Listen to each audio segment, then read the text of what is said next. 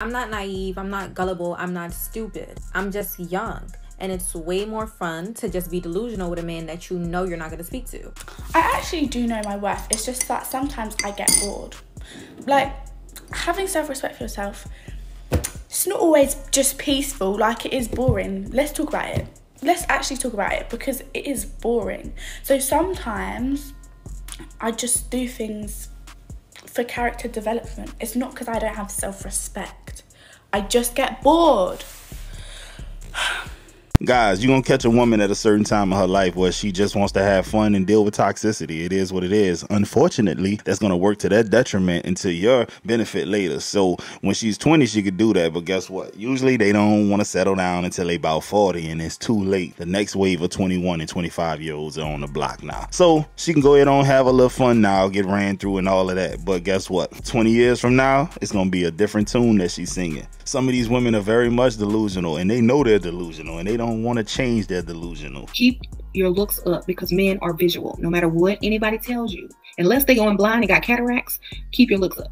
Okay? Don't listen to people who say, oh, they should love you for who you are. Men don't love like women, and you know that by now. You should know that by now. If you don't, slap yourself. I know my boyfriend finds other people attractive, and I'm okay with that. I'm not okay with that. No. First time I got my ass ate was on accident. Because he was eating something else and then he went down a little too fast. And I squeezed my ass cheek real quick. Like, ooh, hold up. Because prior to that, I was completely opposed to that.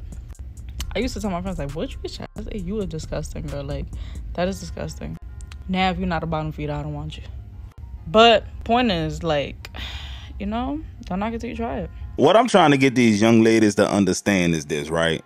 A man that has something to lose, you just disqualified yourself from ever being able to get with him. If he's somebody who is important and he finds out that you got a TikTok and you talking about these type of things, he can't date you, because the people in his circle is going to look at him like he makes bad decisions, and they could not want to do business with him. They could sever ties with him. The woman that's on your arm can definitely close doors or either open doors for you. So a lot of guys won't even take a woman like this seriously. And that's why I be kind of upset when they always getting on TikTok talking about sexual things. It's kind of disgusting, and it's like, damn, do you have anything else to offer? I told my boyfriend that he's the first guy I've ever met who actually likes a white car, because you know guys usually like black cars, red, blue, and he feels like throwing up. How does it feel that you order all these Starbucks drinks? Huh? Exactly. Whatever, I don't care. It's all good. You know, you're the first girl I know that wears fake hair, so. Get the fuck out. I'll drop you off. Drop me the fuck off right here. I don't even want you to drop me off in front of my fucking house. Turn these hazards off real quick. Drop your ass Thank you. off. Yeah. Stupid. But the way you block me on everything is very sassy. Very Mr. Mammish. How is it sassy for a man to block a woman that he's no longer interested in? A woman who's toxic, a woman that brings nothing to him, a woman that has nothing to lose, a woman who's been ran through. Why? How's that sassy? Oh, because it's a behavior that you don't like men exhibit. That's why it's sassy. It's a problem for both of them. It's a problem, especially the problem for the nigga that they get no pussy. Though. It's the only reason why it's a problem. It's absolutely a problem for the nigga that get no pussy. He paid and took you on a date, but that's what I'm saying. And the other guy is just cool with you, so he's like. So why is the whole mission? Like, instead of why is it the mission you actually trying to get to know me and us build something together? Why isn't that the mission instead of?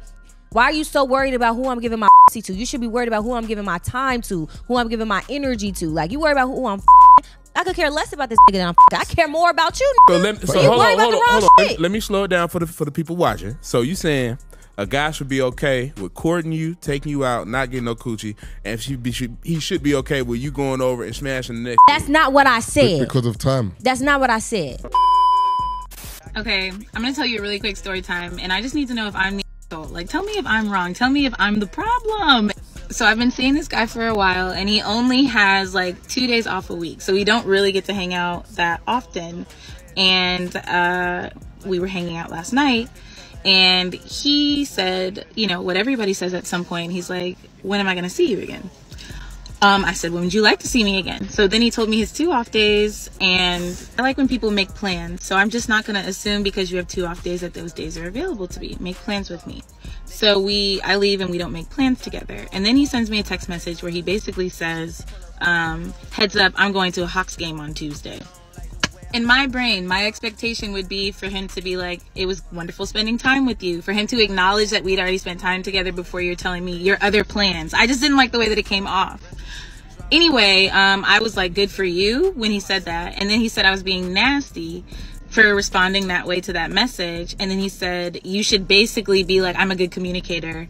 And I just basically had to explain to him that he wasn't being a good communicator. I'm going to show you the text messages. So I just said, you're telling me that you have plans with who knows before you actually make plans with me or even tell me you. I was like, your communication was subpar at best. So on that note, I'm busy tomorrow. I'll see you when I see you.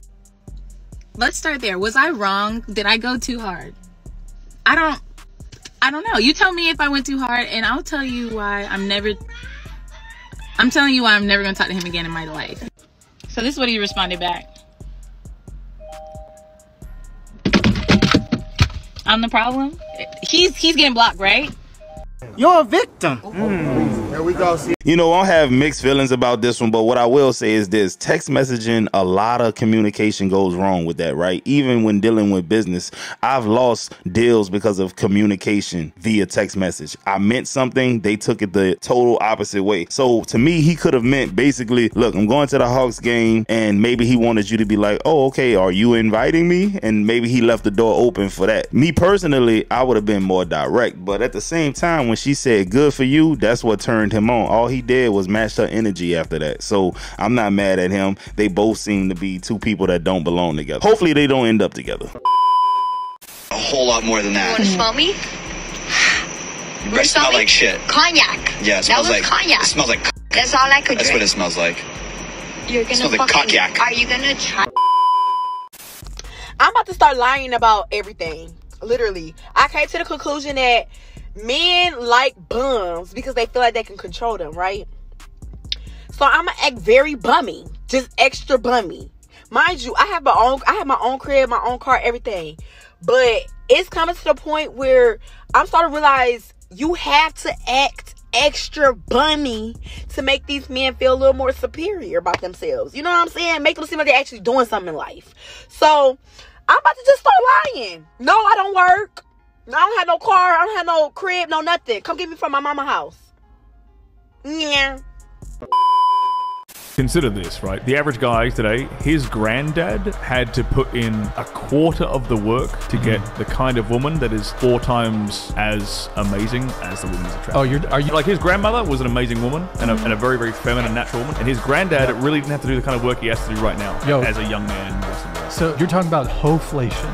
Yes, it's hoflation. Hoflation. So modern men have to work 5 times harder than their grandfathers did for women 20 times worse than what their grandmothers were.